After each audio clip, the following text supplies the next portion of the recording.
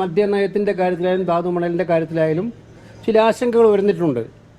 തീർച്ചയായിട്ടും അത്തരം ആശങ്കകൾ ദൂരീകരിക്കേണ്ട ഉത്തരവാദിത്വം സർക്കാരിനുണ്ട്. സംസ്ഥാനത്തെ ബാധിക്കുന്ന ഗവൺമെൻറ് തീരുമാനങ്ങളിലെ നയപരമായ തീരുമാനങ്ങളിൽ പാർട്ടിക്കകത്തും ചർച്ചയുണ്ടാവും. നമ്മുടെ സംസ്ഥാനത്തെ ഗവൺമെൻറ് നടത്തുന്ന ഒരുപാട് കാര്യങ്ങൾ, ഒരു പുതിയ ഗവൺമെൻറ് വന്നതേ ഉള്ളൂ. അപ്പോൾ ഗവൺമെൻറ് എടുക്കുന്ന നടപടികളിൽ ആർക്കെങ്കിലും പ്രയാസമൊക്കെ ഉണ്ടെങ്കിൽ അത് പാർട്ടി തലത്തിൽ ചർച്ച ചെയ്യും.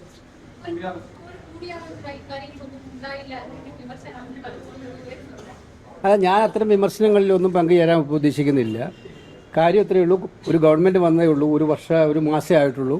ആ ഗവൺമെൻറ് പ്രവർത്തനങ്ങൾ നന്നായിട്ട് മുന്നോട്ട് പോകുന്നുണ്ട്.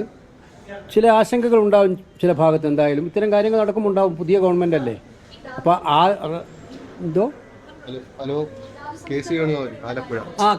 അത്തരം കാര്യങ്ങളിൽ ഇപ്പം മദ്യനയത്തിൻ്റെ കാര്യത്തിലായാലും ധാതുമണലിൻ്റെ കാര്യത്തിലായാലും ചില ആശങ്കകൾ ഉയർന്നിട്ടുണ്ട്.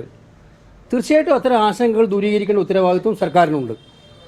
മാത്രമല്ല, ഒരു പോളിസി ഡിസിഷൻസ് ഏതായാലും സംസ്ഥാനത്തെ ബാധിക്കുന്ന ഗവൺമെൻറ് തീരുമാനങ്ങളിലെ നയപരമായ തീരുമാനങ്ങളിൽ പാർട്ടിക്കകത്തും ചർച്ചയുണ്ടാവും.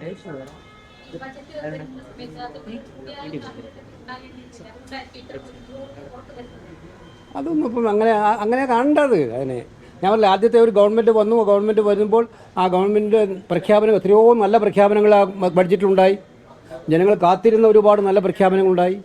ഈ ഒരു മാസത്തിനുള്ളിൽ തന്നെ എത്ര നല്ല കാര്യങ്ങൾ ഗവൺമെൻറ് ചെയ്തു. അപ്പോൾ ഏതെങ്കിലും ഭാഗത്ത് ചില ആശങ്കകൾ അതും കൂടെ ദൂരീകരിച്ച് പോകാമെന്ന് മാത്രമേ ഉള്ളൂ ഗവൺമെൻറ് മുന്നിലുള്ള കാര്യം. അതിന് പ്രത്യേകിച്ച് ഞാൻ പറഞ്ഞ നയപരമായ കാര്യങ്ങളൊക്കെ ആണെങ്കിൽ അത് പാർട്ടി തലത്തിലും കൂടെ ചർച്ച ചെയ്യും.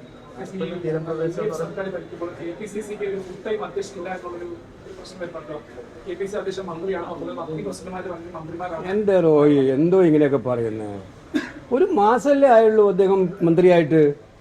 KPCCക്കൊക്കെ തീരുമാനങ്ങൾ എടുക്കേണ്ട സമയത്ത് യുക്തമായ തീരുമാനങ്ങൾ വരും. അതിനൊന്നൊരു പ്രയാസം ഉണ്ടാവില്ല. അതൊക്കെ അതിൻ്റെതായിട്ടുള്ള ഒരു പ്രോസസ്സിങ് സമയം ഉണ്ടാവുമല്ലോ.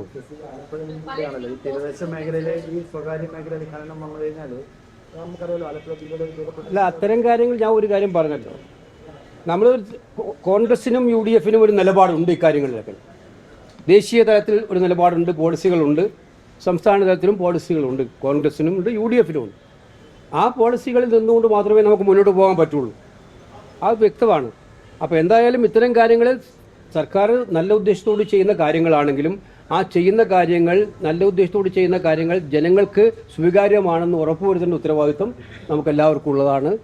അതുകൊണ്ട് മാത്രമല്ല, തീരദേശത്തുള്ള എല്ലാ കാര്യങ്ങളിലും മത്സ്യമേഖലയുമായി ബന്ധപ്പെട്ടവരുമായിട്ടുള്ള ആശയവിനിമയം നടത്തി മത്സ്യത്തൊഴിലാളി സംഘടനകൾ, അതുമായി ബന്ധപ്പെട്ടുള്ള പ്രസ്ഥാനങ്ങൾ ഒക്കെയായി ബന്ധപ്പെട്ട് ചർച്ച ചെയ്തിട്ട് വേണം പരിഷ്കാരങ്ങൾ നടപ്പിലാക്കാൻ.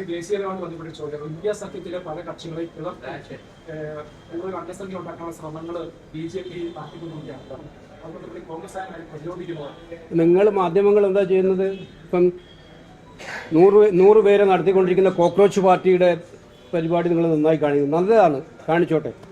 അവരുടെ സമീപനങ്ങളും നല്ല സമീപനങ്ങളാണ്, പ്രോത്സാഹിപ്പിക്കട്ടെ. പക്ഷെ ഞങ്ങൾ എത്ര സമരങ്ങളാണ് നടത്തുന്നത്? ഏതെങ്കിലും മാധ്യമങ്ങൾ കാണിക്കുന്നുണ്ട്. ഇപ്പം നീറ്റുമായി ബന്ധപ്പെട്ട് കോൺഗ്രസ് നടത്തിയ പ്രക്ഷോഭങ്ങൾ, NSUI യൂത്ത് കോൺഗ്രസ് നടത്തിയ പ്രക്ഷോഭം കാണിക്കുന്നത്. ഇവിടെ ഈ രാജ്യത്ത് നടന്നുകൊണ്ടിരിക്കുന്നത് നമ്മൾ ഊഹിക്കാൻ പറ്റാത്ത രീതിയിലാണ്.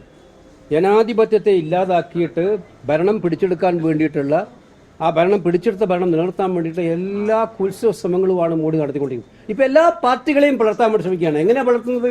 ആദർശം കൊണ്ടാണല്ലോ വളർത്തുന്നത്. നമുക്ക് സമ്മതിക്കാം, ആദർശം കൊണ്ട് ഒരാൾ പെട്ടെന്ന് മാറിപ്പോകുന്നു. പണവും അധികാരവും കൊടുത്ത് കോടിക്കണക്കിന് രൂപ വില പറഞ്ഞ് ജയിച്ച MP മാരെ മാറ്റിയെടുത്ത് കൊണ്ടുപോവുക ചെയ്യുന്നത്.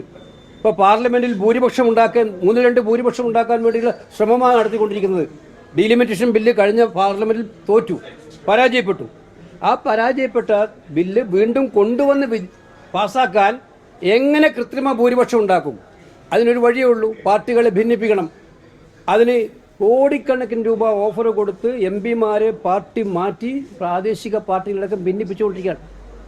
ഇത് നമ്മൾ മനസ്സിലാക്കണം. മധ്യപ്രദേശിൽ കോൺഗ്രസ് സ്ഥാനാർത്ഥിയുടെ നാമനിർദ്ദേശ പത്രിക ക്യാൻസൽ ചെയ്ത് നിങ്ങൾ കണ്ടിട്ടുണ്ടാവുമല്ലോ. എന്താ കാരണം?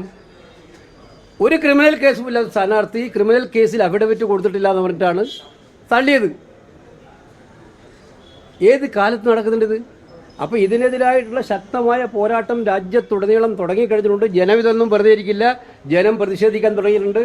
അതിൻ്റെ പ്രതിഫലനം ഉണ്ടാകുന്ന കാര്യം സംശയം. അവരെന്ത് ശ്രമിച്ചാലും ജനം ഇറങ്ങി പ്രതികരിക്കും എന്നുള്ളതിൻ്റെ സൂചനകളാണ് ഇന്ത്യയിലാകെ വന്നുകൊണ്ടിരിക്കുന്നത്. പോരെ, ഇന്നത്തെ ദിവസം പോരെ?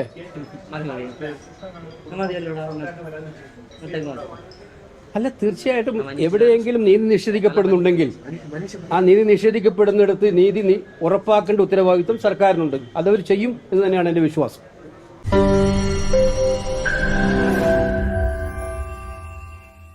ലോകത്തെവിടെയായാലും ഏത് സമയത്തും 24 വാർത്തകളും ഓഗ്മെന്റഡ് റിയാലിറ്റി പാക്കേജുകളും എക്സ്പ്ലെയിനറുകളും വിശദമായി കാണാൻ ഞങ്ങളുടെ യൂട്യൂബ് ചാനൽ നിങ്ങൾക്ക് സബ്സ്ക്രൈബ് ചെയ്യാം.